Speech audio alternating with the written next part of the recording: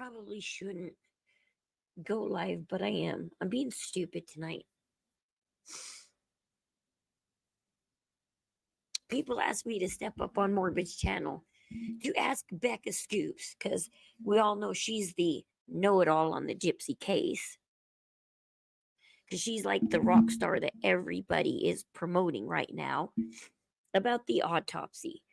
As if she's the god of this case and knows all. And if Becca Scoops says it, well, then it must be true, because this is Becca Scoops, who's never had a YouTube channel before, who decided to hop on the Gypsy train because she says she's a nurse and she says her husband is a detective. And I did that video earlier today showing Candace Starr's new photos, and Candace Starr's new theory that they had schmecks next to the body. Once again, I got shut down. I got laughed at. I got made fun of by Morbid, everybody on panel, everybody in chat. I totally got laughed off the stage. I don't even know why. I shouldn't. This is why I just learned I don't talk in chat, because I don't want people encouraging me to go on panel. I don't want to go on panel because I get shut down every time I go on panel. But I bet you Morbid's probably going to steal this later. He says he's going to get Candace Starr on his panel because he'll trust Candace Starr over me. Because he has so little respect for me. I don't know what I've done to earn so little respect in this community. I worked just as hard as jumping down this rabbit hole as some people, and more than Morbid and other people. I've jumped down this rabbit hole farther than Morbid and other people. I have been on top of this longer than Morbid and other people. Hey, Dr. Fire, I've been doing this, I don't know, since February-ish. I can't remember when I started. I'd have to go look back at my first video. And people steal my content without crediting me. Morbid's laughed me off his panel before, and then 2 days later used my content. This is not the first time he's laughed me off his panel and then used my content later. Everybody in the audience was telling me how dumb I was. Everybody on panel was telling me how dumb I was. Because I sided with Candace Starr. The Gypsy is disgusting and dirty enough to be into dark BDSM, that satanic BDSM. And literally, because Nick says there is something he will take to his grave. I know what that is that he's going to take to his grave. He's going to take to his grave the nasty shit they did. I don't believe that Dee Dee's mom sleeps naked every night. You don't sleep naked next to your daughter every night. You don't sleep naked or half naked next to your daughter every night. There was a reason why Dee Dee was pretty much almost nude that night. And the cops are like, is your mom always half nude? And Gypsy's like, oh yeah, she's always like sleeping without underwear. I don't know any mom out there that sleeps without underwear. I mean, it's very rare to have a mom that will sleep in the same or in the same bed as their child, their adult child, and sleep naked. I do think some disgusting stuff went on that night. And they just totally laughed me off panel. I don't know why. I don't know why I keep going back to his channel. Because they have no respect for me on that channel. And I've emailed Morbid about it before, telling him your community has no respect for me. But Morbid encouraged me to come back, only for him to show me zero respect. And when he shows me zero respect, that encourages his community to show me even less respect. So why he encouraged me to come back? So he could show me no respect. And be like, well, Rose, I'll believe it when I get Candace Starr up here and I'll interview Candace Starr myself.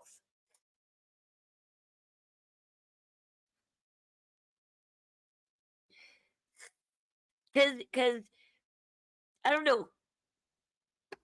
Are they going to laugh Candace Starr off like they did to me tonight?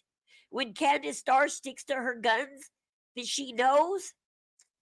You can't tell her you can't tell her that she's not seeing this or sensing this in the crime scene photos?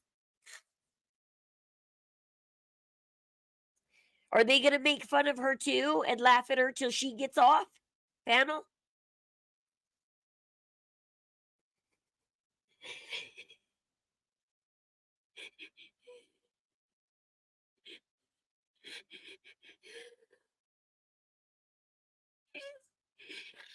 I don't know why I keep going back to his channel.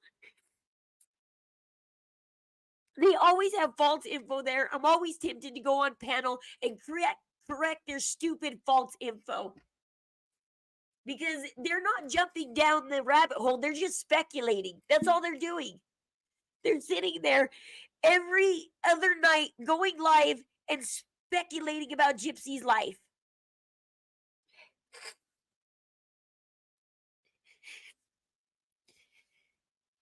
Because they're not jumping down the rabbit hole. They just want to sit there and speculate and make fun of everything.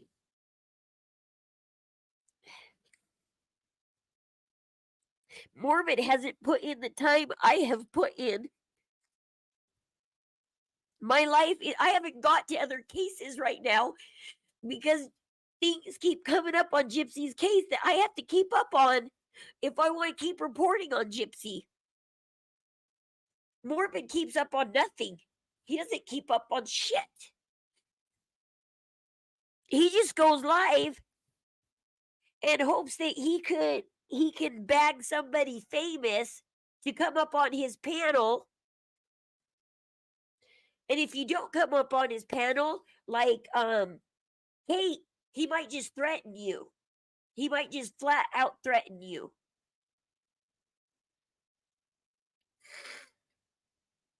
And that's disgusting because it's never okay to threaten somebody. It's never okay to look cool to your community by threatening somebody. Is Jip crap. I spent 5 minutes on Morbid's channel and that was more than I cared for.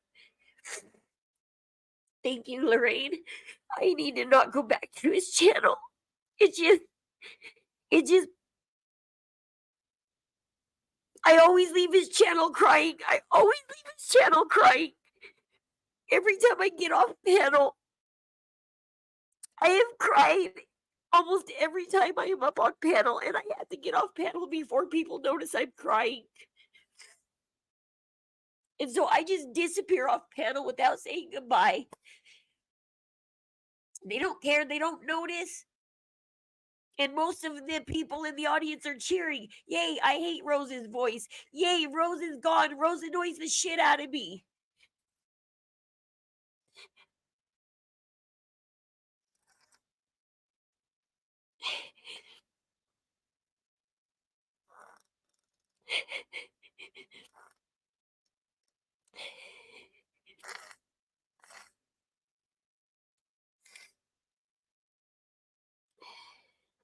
They worship people like Nina because Nina likes to spread gossip and gossip's what's juicy. At one point, I heard somebody say that they didn't like Mormon's channel either because it's nothing but another gossip channel too. And I would, at one point, I would have stood up for Mormon and said, no, he's just trying to find out the truth. People come up on panel, we share our stories with him, so to help him find out the truth. He don't want to hear the truth. He only wants to hear the popular juicy crap. He doesn't want to hear the dark. Thank you, Mary. They don't want to hear the dark, real shit about the case. You're telling me you honestly don't think And one person got mad at me because they're like, Rose is saying BDSM is bad. No, I never said BDSM was bad. What I said was Gypsy was into dark satanic BDSM. There's different levels of BDSM, different levels. There's the lighter levels, there's the heavier levels, and then there's the dark levels that not many people cross into. But the people that do cross into those dark levels, they have their own little dark society that they keep quiet from everybody because they don't want anybody disturbing their dark little world. And you're telling me from some of those demonic posts that Gypsy put up on her and Nick's Facebook, you're telling me she never touched into that dark demonic shit. And she said her mom was into voodoo. Gossip brewing there, like to hear from those who do. Yeah, they don't do their, the only one who does their homework is Starlight. Starlight's the only one who does her homework. And she's never up on panel very long.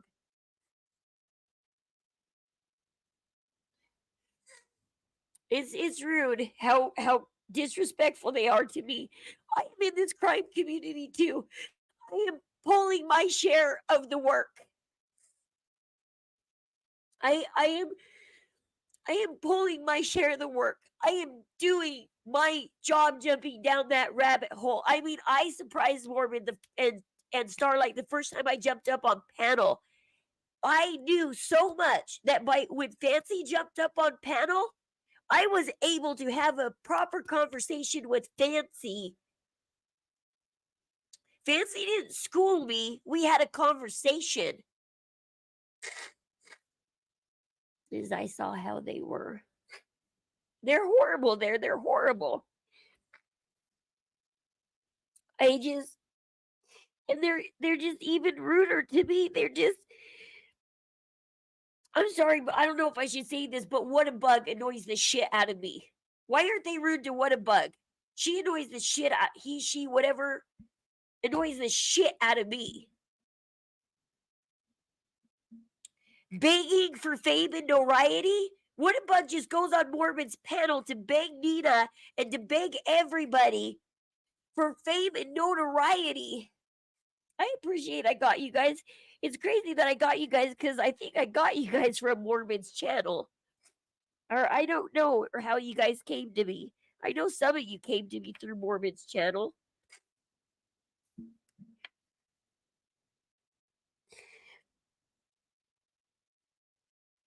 I mean, don't you think that's pretty low to go up there and beg for fame and notoriety?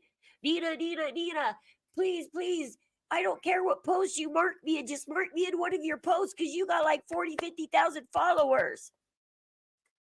I want to get monetized. Please, please, please.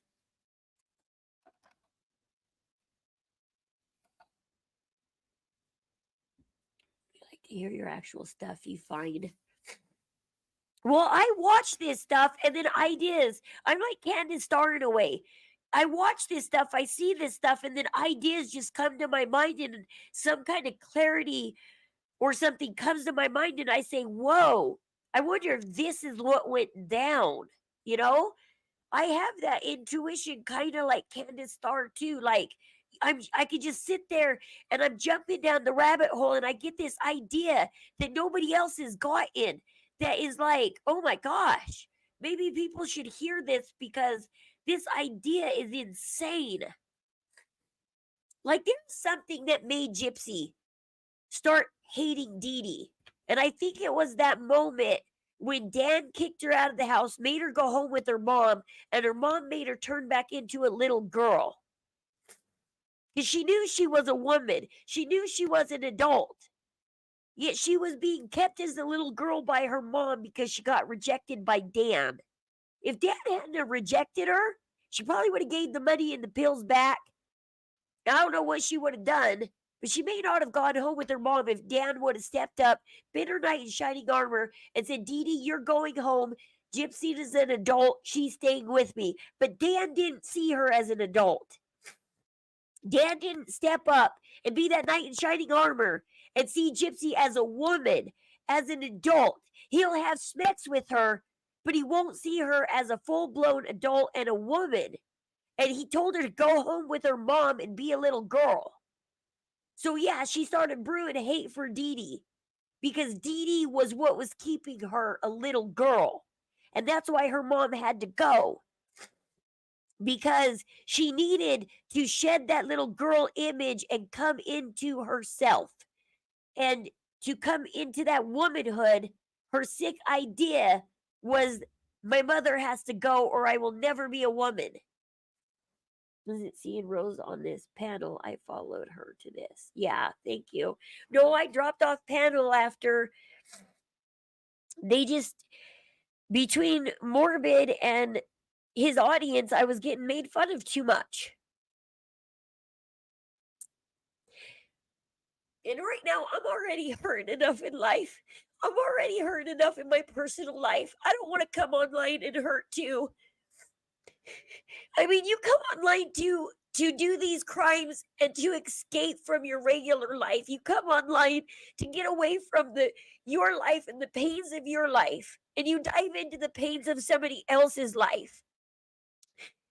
You don't come on here just to get bullied online too.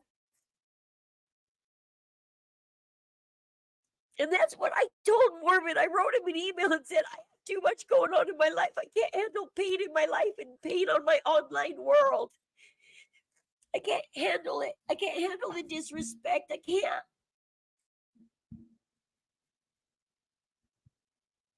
Watch, pretty soon they're gonna start doxing me and shit.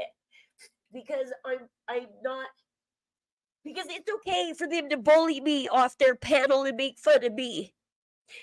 But I bet you the second right now that I'm speaking out against them and their panel, they're no bigger. They're no bigger than Gypsy and everybody else, and Bree and everybody else they talk about. They're gonna start doxing and ripping me.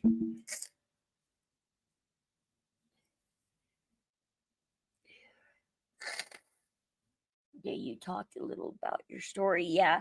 Well, I did go up on panel for a while and I was just in chat, and then Morbid and all them guys are like, come on, Rose, just come up on panel and tell your story. Just come up and tell your story. Because they're like, we know you're hurting in life. And I shared my pain with them.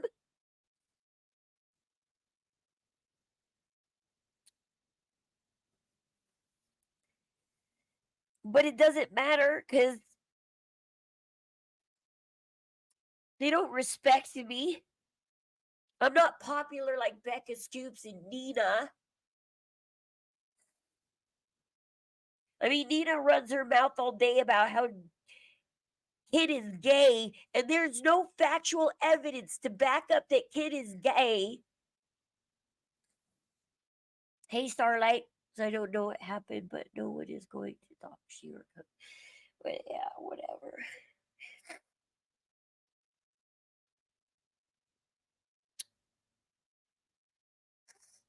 They already disrespect me enough on panel.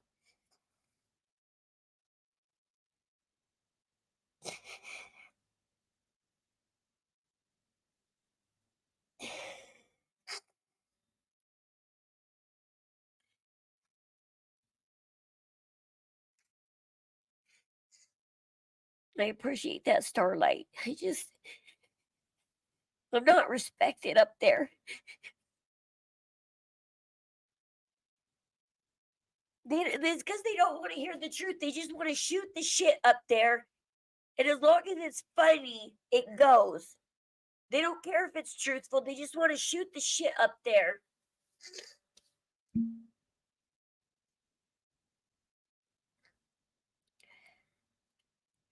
Are they going to treat Candace Starr the same?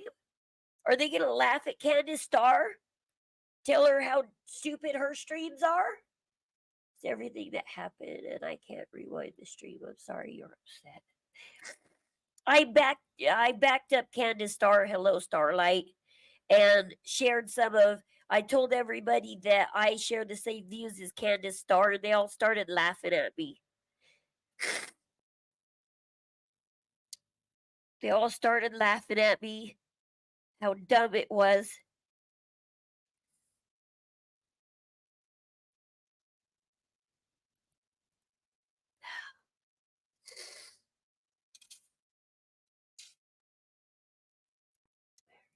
3 people from Morgan.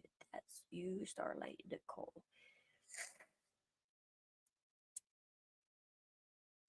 I just. This is why I quit stepping up on panel and I just started lurking. I didn't even talk in chat. The last like 2 weeks, I've just been lurking. I don't even talk in chat anymore because I don't even want people to know I'm even there.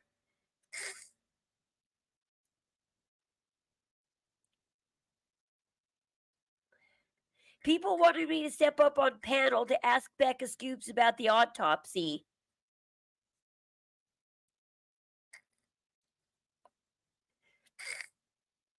Because I was asking questions about the autopsy in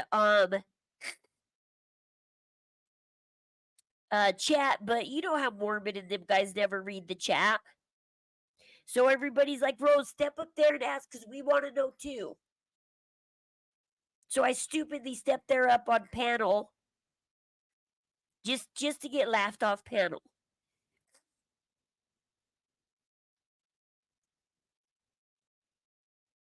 Well, that's what I told him, Mary. I said I don't believe the paranormal stuff either.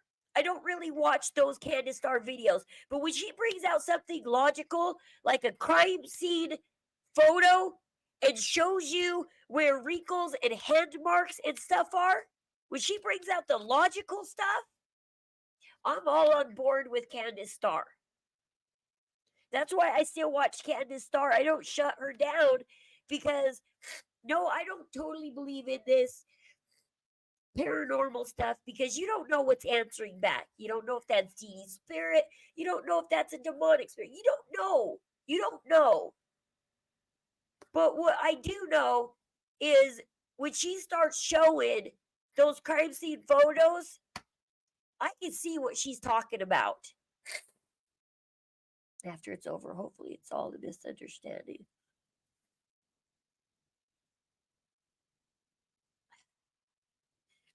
Him laughing at me doesn't help his audience because his audience already laughs at me, and him laughing at me up there on panel just encourages them to disrespect and laugh at me more.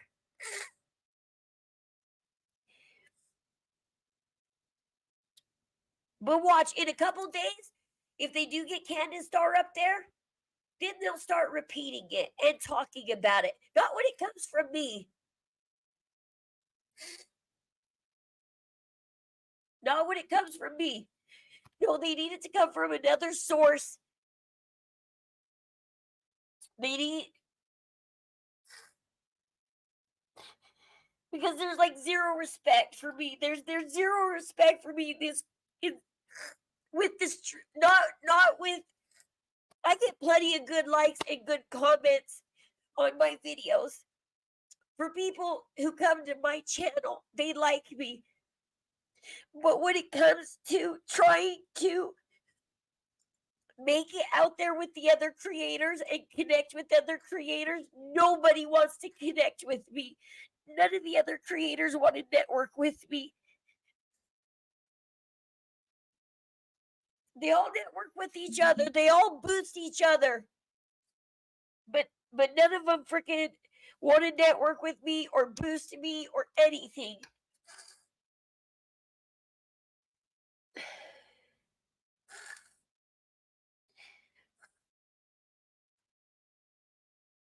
I should have never hopped up on panel. I know better. I know better. I should have just stayed lurking like I normally do. I just lurk. And everything's fine when I just lurk. If I don't talk, everything's fine. There might not be truth up there. I might hate what's being said up on panel because not all of it's truthful, but at least it's peaceful. Because the second I hop up on panel and start telling the truth,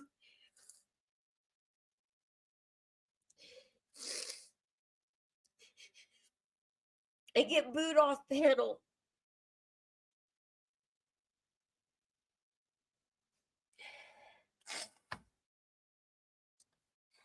I don't know. I shouldn't have gone up there.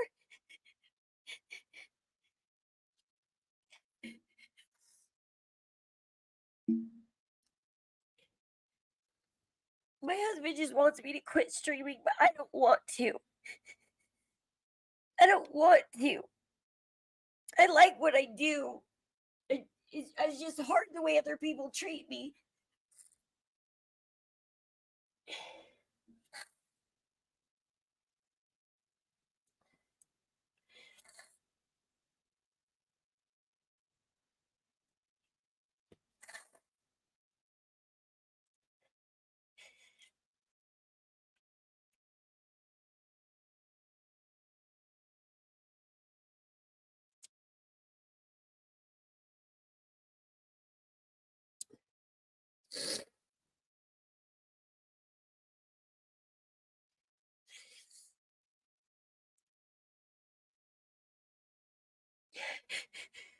Oh, I'm sorry, Mary. I know I didn't know if I should come and air out my feelings or not.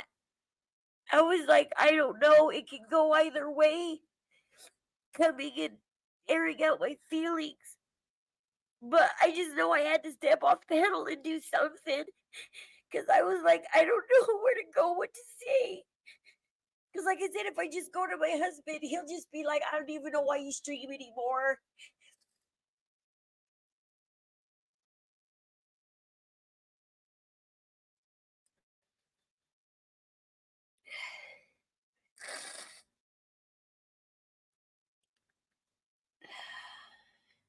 Just because I don't edit cool videos and shit doesn't mean I know any less than some of those people out there.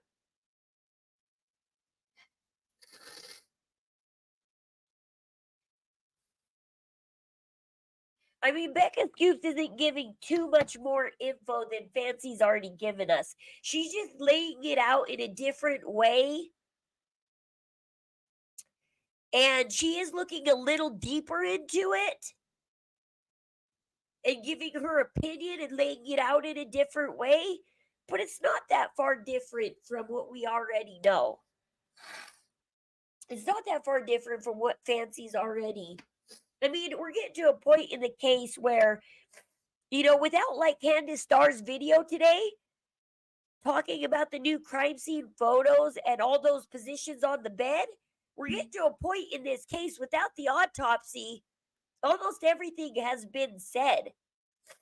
Without the Blanchard, or no, the Petre family, which Becca Scoops is working on getting the Petre family to talk, without getting, we're coming to a halt in this case where everybody's gonna hit the same dead end soon of everything's already almost been said.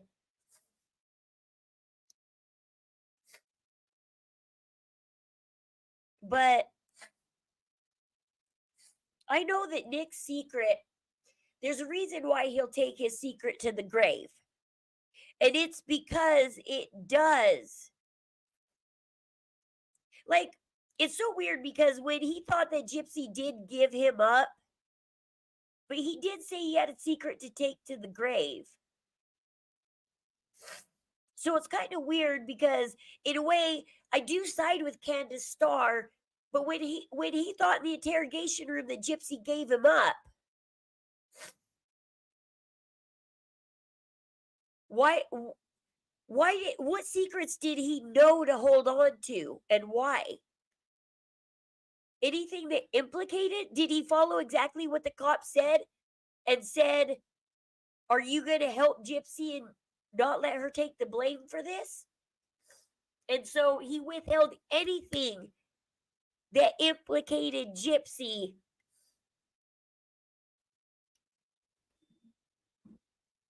Because what secret is there to exactly take to the grave? A secret you would take to the grave is because it is so damning. Don't be sorry. It's a mom mentality in those. Yeah, it is. Like when I'm up there on those panels, that's when people start talking over people more. Like, you notice it's really calm and people don't usually talk over each other. Occasionally it happens. But man, when I step up there on panel, it is the dog eat dog world up there. I notice every time I get up there on panel, it is like a bunch of hungry dogs and you threw one bone in the center. And all these dogs are just da, da, da, da, da, fighting after that one damn bone. And so I'm like, what is it? Is it me? Is it what?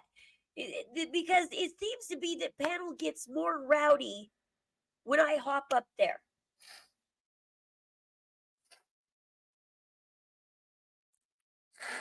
I noticed after I stopped stepping up on panel, things got calmer.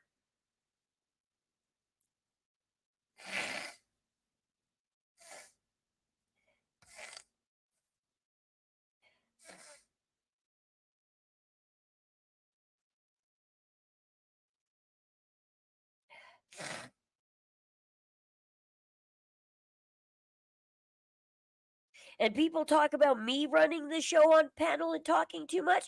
I've seen Nina take over Morbid's panel. I've seen Whatabug take over Morbid's panel. And who else have I seen take over Morbid's panel? I mean, everybody says Katie Joy pretty much took over Morbid's panel. Nobody got to talk. It was all Katie Joy. And then Katie Joy goes and complains, oh, I'm not going up on Morbid's channel. I didn't get to talk. And it's like, no, Katie Joy, you were the only one talking. It was your panel at that point. With the occasional question that somebody asked you, like Starlight asked you a lot of questions in the beginning, and then Starlight jumped off a panel, and then it was pretty much Katie Joy's panel after that.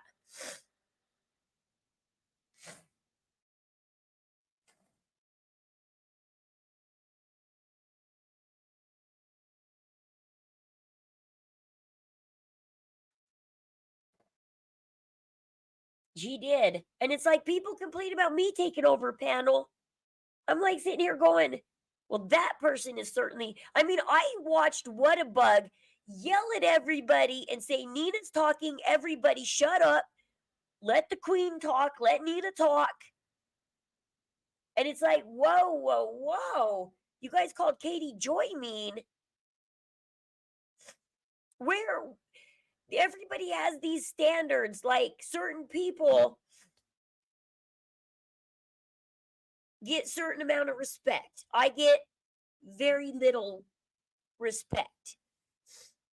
Whereas Whatabug's first time up on panel, they literally yelled at everybody, told everybody to shut up and clear the way for Nina to talk.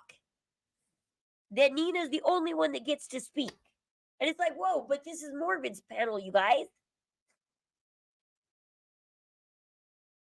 Not a KJ fan. Katie Joy didn't really disclose anything to us either. I'm sitting there going, yeah, you're not telling us anything new, Katie. Get off panel. You're just repeating the same old shit you always say. You're just protecting the Blanchards. It's either spill the tea on Christy and shit or get off panel. Spill the real tea. Not the tea we already know. Spill the real tea or get off panel. Because we put you up here to spill the real tea. Not the fake tea. Not the shit we already know. Not the shit that the Blanchards want us to hear. Feel sorry for Gypsy. She's poor, guys. She's broke. You know what? There's a lot of us out there that's broke. She has too many lawsuits to worry about. No, it was about the fund. Yeah, I knew about they mentioned the funds while Gypsy was in jail. They mentioned the funds, and especially after she divorced Ryan, they were heavily going, well, Ryan can't touch Gypsy's money because it's all tied up in the funds. Like they were never quiet about these funds and hiding this money from Ryan. And I always have been saying, I really do hope that Ryan's lawyer can find a way to break open those. If any of that is marital assets in those funds, which I think a good amount of it is, 50% of that belongs to Ryan. You shouldn't get to take marital assets. It's like a rich man taking his marital assets and hiding them in the Cayman Islands so his wife, when she divorces him or cheats on him, gets nothing. It's just as bad, and people get mad at a man who hides money from their wife in the Cayman Islands. Well, this is no different, hiding it in a trust fund under your dad's name and your sister's name, hiding the money in somebody else's name. That's just as bad. She is richer than most of us. Hell, none of us can go on TikTok live and make $700 in an hour. A lot of us would have our problem solved if we could all pick up TikTok and make a couple $100 in an hour.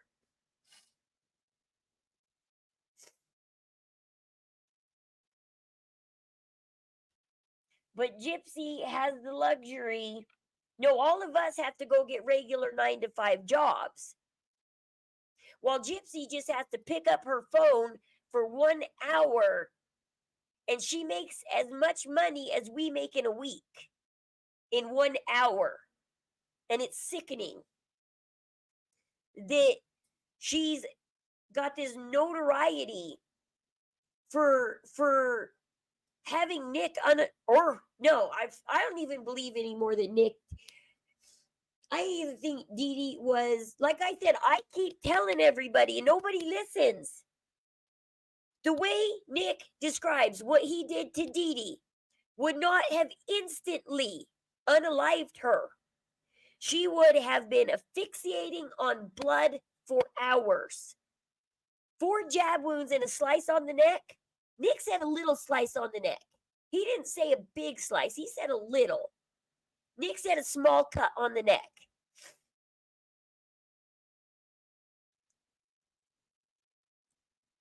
No, we didn't unalive anybody, so we're not famous. And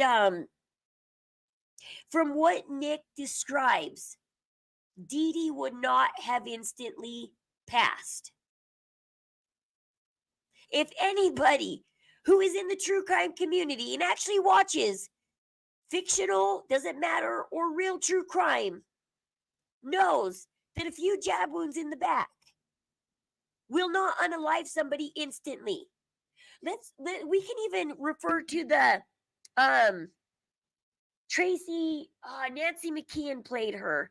Tracy, who got stabbed 19 times, even slit on her neck and survived. And a cop sat there and watched her ex-husband slash her up. This happened in the 80s, I think, so I don't even know if you guys know this case. This is one of the things in my youth that got me into true crime, was watching miraculous cases like Tracy Thurman, I think is what her name is. I think. Is it Tracy Thurman? Tracy Thurman? Case. She called the cops. She had a restraining order against her husband. The cop showed up. The husband brandished a knife as soon as he saw the cop. And he said, "You called the cops on me?" He chased her down right there in the front yard, jabbed her over 20 times, I think. I can't remember how many jab wounds to this day. I know it was a good amount.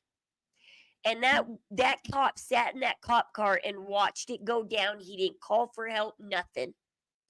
That despicable little cop didn't even pull out his gun, get out of the car, and pull out his gun to save her.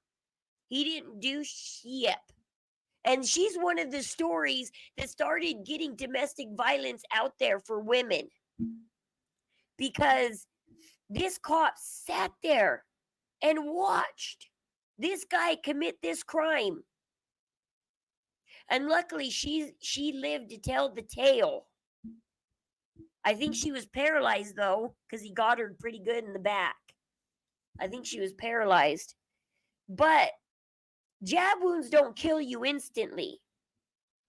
So 4 jab wounds, no, that's not going to unalive Dee Dee. If Dee Dee was unalived by time Nick knock, scratched on that door, supposedly, then Dee Dee was already gone. Dee Dee was already gone, and Nick should have got desecration of a corpse. Let me show you guys this story. Because jab wounds, it depends on the knife. And I mean, you can even jab in a fatal area. Like I said, she got her neck cut. I think it's the Tracy, is it Thurman story? Yes, Tracy Thurman story. Oh my gosh, look at this chick. This happened in the 80s. A cop literally sat there and watched this ex-husband. Yeah, see, it's called watch the movie. It's called A Cry for Help, the Tracy Thurman story. Nancy McKeon, if you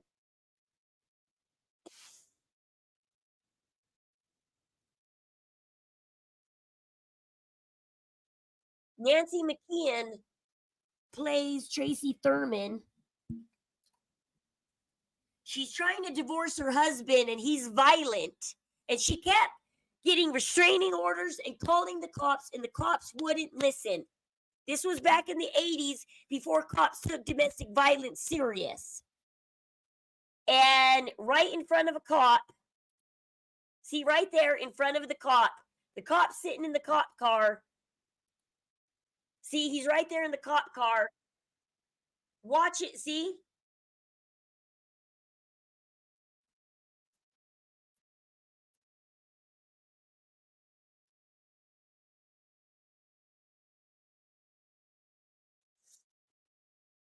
This is by the way, content warning, because this can be triggering. What he does to her. What he does to her is heavily triggering.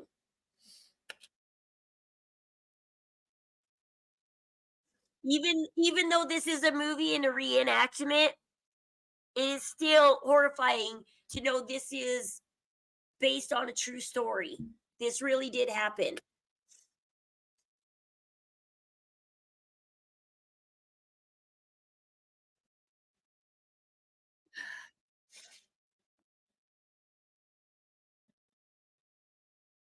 And that's their son right there that her sister's holding. That's their son.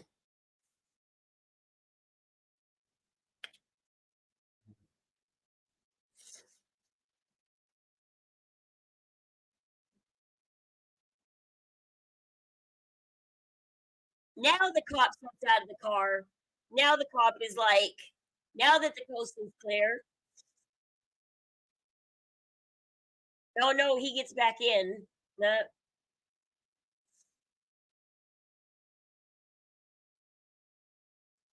Oh no, that's their kid. Okay, never mind. The other kid is her kid. That's their kid.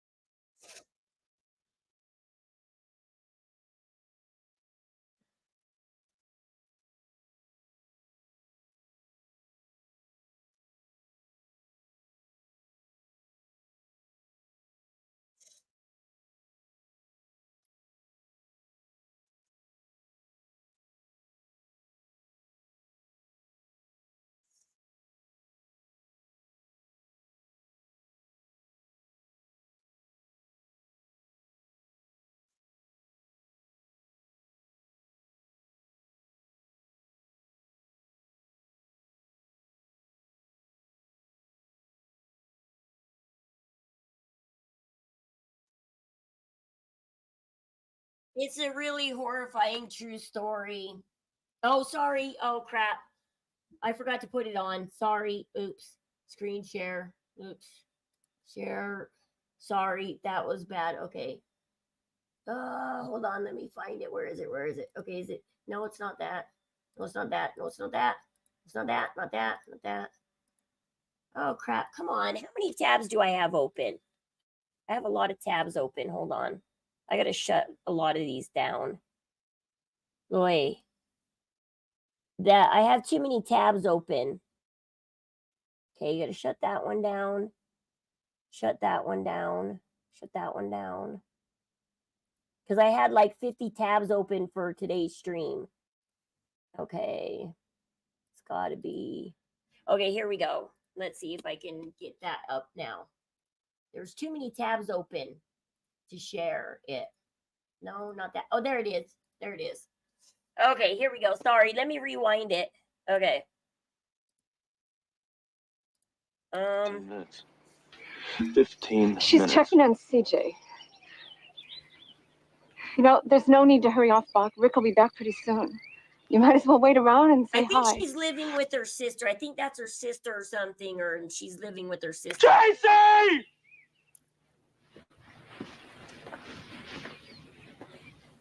Tracy, if you don't come down here, I'm just gonna come up there and get you.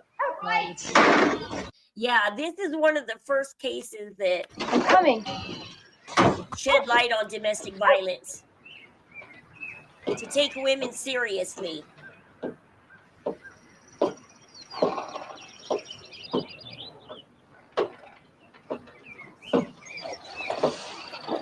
What do you want, Buck? You know what I want. I'm not stopping the divorce. I've told you that 100 times. I'm telling you, things will be different this time. Tracy, I'm warning you. If we don't raise our son together, then nobody will. Look at me!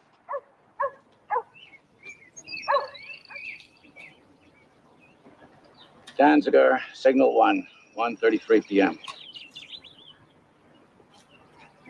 Did you call the cops? Did you? No! You did.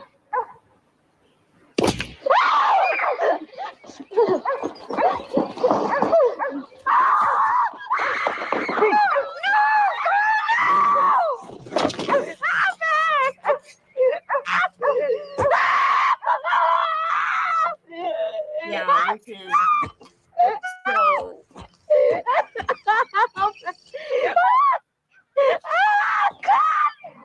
I think I saw this movie, like, I was born in the 80s, so I saw this movie when I was like a little girl.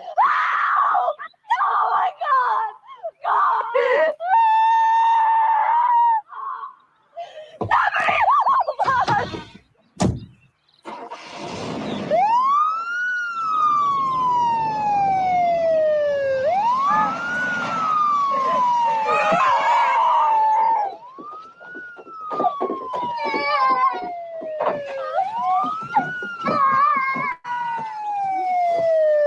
I killed your mother!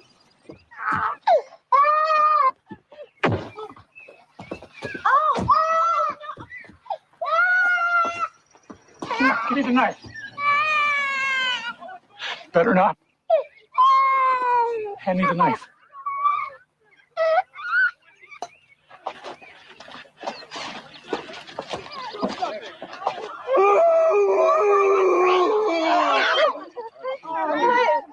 That's wife over there? Trying to get the kid.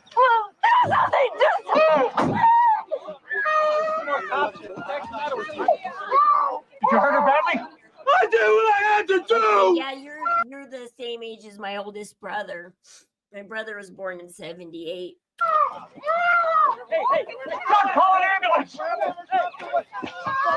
Leave her alone! Leave her alone! She got what she deserves! You got what you do!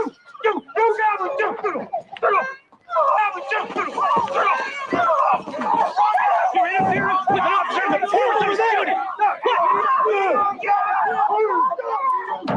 Oh, I forgot about this part. Like he totally beats this woman up, and she survives all of this. She survives all of this to tell her story. So this is pretty much towards the end of the movie. The movie goes through, you know, their whole relationship, them meeting, their whirlwind romance, and then it turns and then the up and downs of her trying to leave him and coming back and leave him and coming back and getting pregnant, and the ups and downs of you know, and then she finally gets the guts to finally move out, leave him with their child, and this is what happens. This is like, and so when you think of how Nick describes what he's done to Dee Dee, and you know other crimes like this have happened, like, you know, the 4 jab wounds, unless placed exactly right, purposely placed in the right anatomy, where there's arteries or a heart or something, you know, and we know that Nick did not study the human body to know how to do what he did. He did what he did out of pure straight heat of the moment emotion. The name of this movie is A Cry for Help, the Tracy Thurman story. If I Can't Have You, yeah. So it's called A Cry for Help. You can look up Tracy Thurman. She lived through this, and I wonder if the show will show it, what she looked like after. No, they don't show. Well, there's pictures of her online, which, I mean, this is a picture of the real Tracy Thurman. Brought a lot of attention to domestic violence. Gender grounds. Not gonna ever be the same physically, emotionally.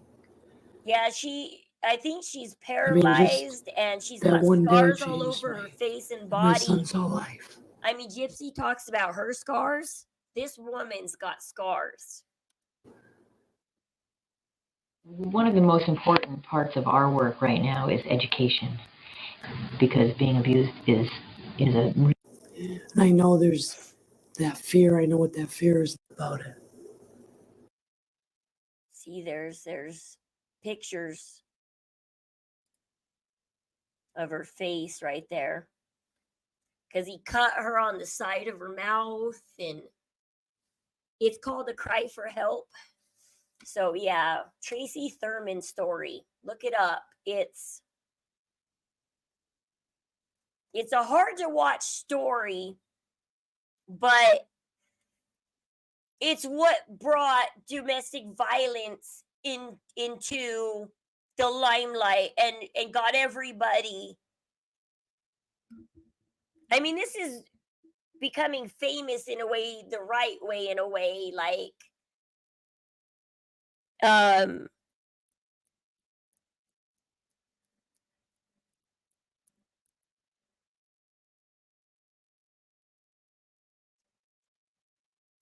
and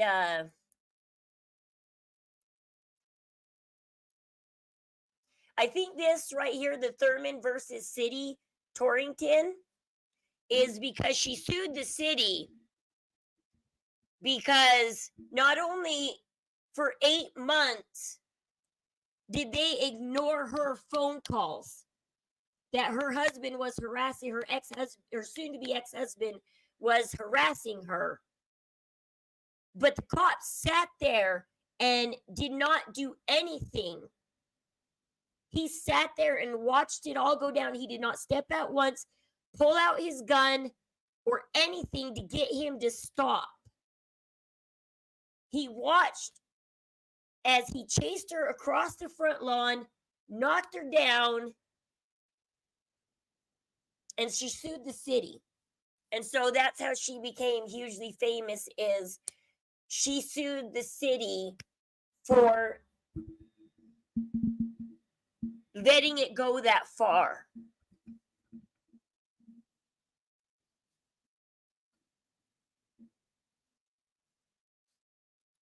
And that city will never make that mistake again. They will never let things go that far. Oh, see, yeah, 1989, late 80s movie. 1989. And so, yeah, it looks like the movie goes into the trial and everything. I haven't seen it in decades. It's been a long time since I've seen this movie. He does a good job playing her husband. I bet it's really hard to play somebody like that. Yeah. I don't believe this. Can somebody help me, please? He's got my son. He's my kid too.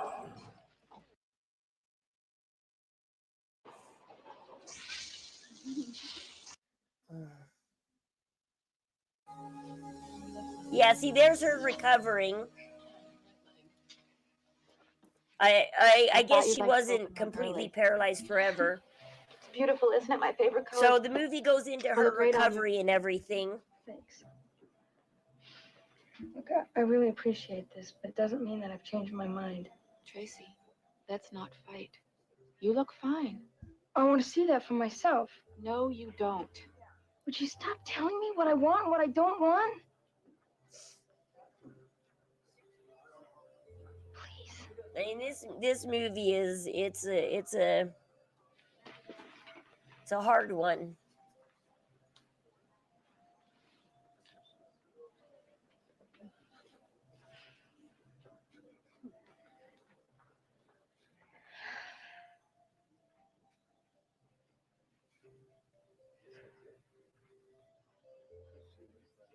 Yeah, see, he cut her on neck, her mouth, her back, like everywhere. Oh, God. No, God. Oh, God.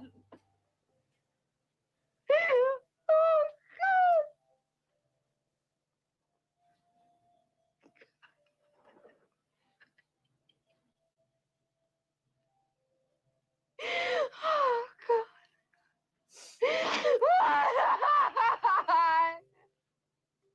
But see, this is why I don't believe if Nick really is being honest and he's like, yeah, I only did 4, it was that quick. No, it wasn't, Nick. It wouldn't, unless you just hit that one spot where there was like an artery or something. And from the crime scene photos, when you look at her back, nothing looks higher than like the bra line. Everything's like bra line and below. Like everything's mid back, not upper back, mid back. Like mid back, and then, and like I said, Gypsy's saying her mom's last words were, "I'm not dead yet. Don't hurt me." That's odd. I'm thinking Gypsy might have done the final neck wound, the deep neck wound. Either before or after Nick got there. Because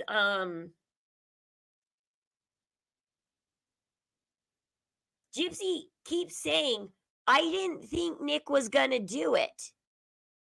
Which tells me that Gypsy might have done it herself. She just needed Nick to be the fall guy to think he did it. Because she didn't think he was gonna do it. She just needed him to think he did it. And then she surprised him when he ran in there and did it. And she's like, wow. Well, maybe he would have done it. Maybe I didn't have to do it. Maybe he would have done it. Because literally up until Nick walked into that house, he was still with the plan of let's run away together, Gypsy. Just come run with me. That happened all over control. And so it's really hard to tell, where did Gypsy step in? Did she step in before Nick or after Nick? That's why the autopsy is so important. Because, but see, the thing is the autopsy will never see the light of day because the governor covered that autopsy up when they gave Gypsy the deal. Why the autopsy never came into Nick's trial? Why did Nick's lawyers tell Nick? Why didn't they tell him? Why didn't they look at the autopsy report and say, Nick, no, we actually might think you might be innocent here? I mean, why didn't the lawyers gather all the evidence? Yeah, she either started it or she finished it. It's hard to tell. Part of me thinks, yeah, she might have finished it. She might have been like, wow, Nick did try to do it. He surprised me, but she did have to go in there and finish it. And that's where you get the Gypsy, don't hurt me. Maybe Dee Dee was crying out to Gypsy, save me, don't hurt me. I'm not dead yet, don't hurt me. You know? And then Dee Dee found out in her last moments, Gypsy didn't want to save her.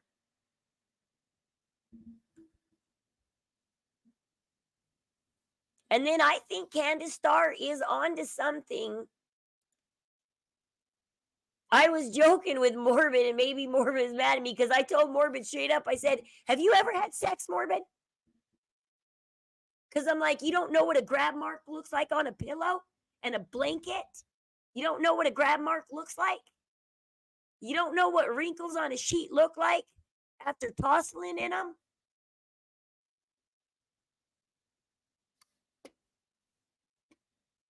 Like, anybody would know what those look like.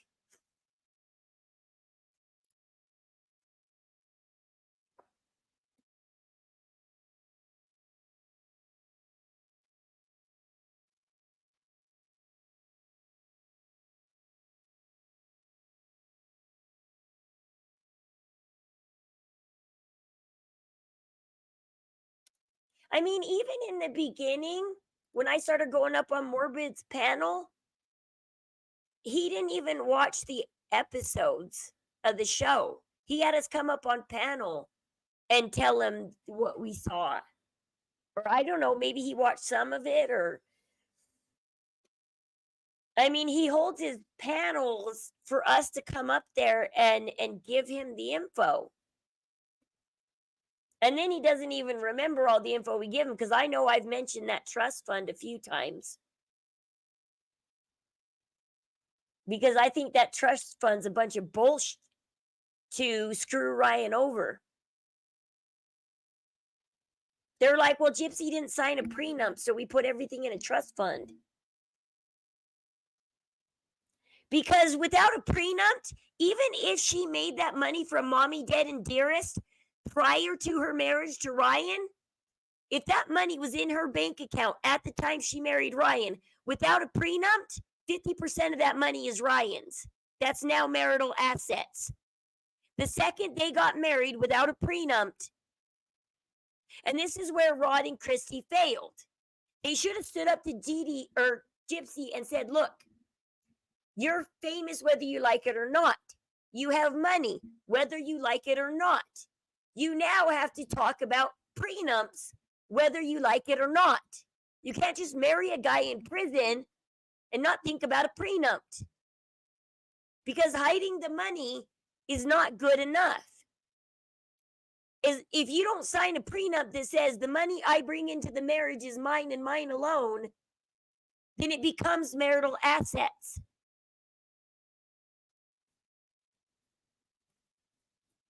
Well, see, the thing is when Gypsy was dating Ken, and Ken and Fancy had that falling out, Gypsy, and it showed it in that Facebook, it showed the receipts where Gypsy said, no longer tell Christy how I'm doing in jail, no longer talk to my stepmom Christy. As long as she sides with Fancy and talks to Fancy, I'm no longer talking to her. And when they said, Gypsy, don't get married while you're in prison, Gypsy said, Well, guess what? You're not invited to me and Ken's wedding now. If you don't accept the wedding, then don't come. And so Christy and Rod learned very early on with Gypsy that if you defy her, she'll just cut you out. And they don't want to be cut out of her life. And so they don't defy her or they get cut out. And if Gypsy cuts them out, then they're cut off from the money, the show, the book deals, everything. They're cut off of everything. Because I don't know how much they even care about her attention. They're letting her stay at ever since she left Ryan, they're letting her stay at Ken's house every night. They hardly see Gypsy. Ever since Gypsy has been with Ken, I haven't seen Gypsy go out on the boat with Rod. Has she gone out on the boat with Rod since she started dating Ken? Has she had a daddy-daughter weekend since she started dating Ken?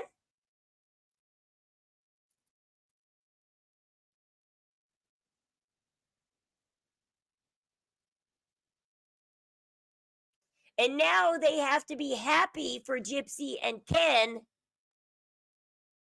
I bet you, because Gypsy's Mia, with the way Mia's probably speaking up, I bet you Gypsy's already cut Mia out. Because Mia started off being on the show. And then she got cut out of the show for a little bit. And then she came back in the last episode when Gypsy needed her when she was leaving Ryan.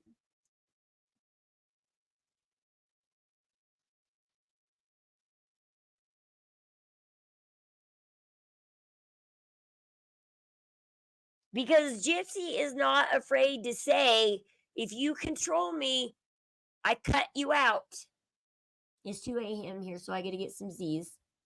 Okay, no, I will, let's go ahead and cut it. But thank you, Mary, thank you guys for supporting me and listening to me cry today. I'm going to go to bed too. It is late here. But I appreciate you guys. Thank you so much for being here for me. We'll talk more about this later. There's always time to talk about this later. Go get some sleep. We'll talk about this later. Night, you guys. Love you. Stay safe, you guys. Stay warm and stay loved.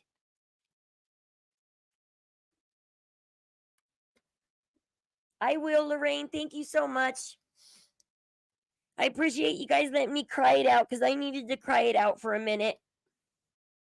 I needed that. I'm feeling better already. I needed that minute. Love you guys.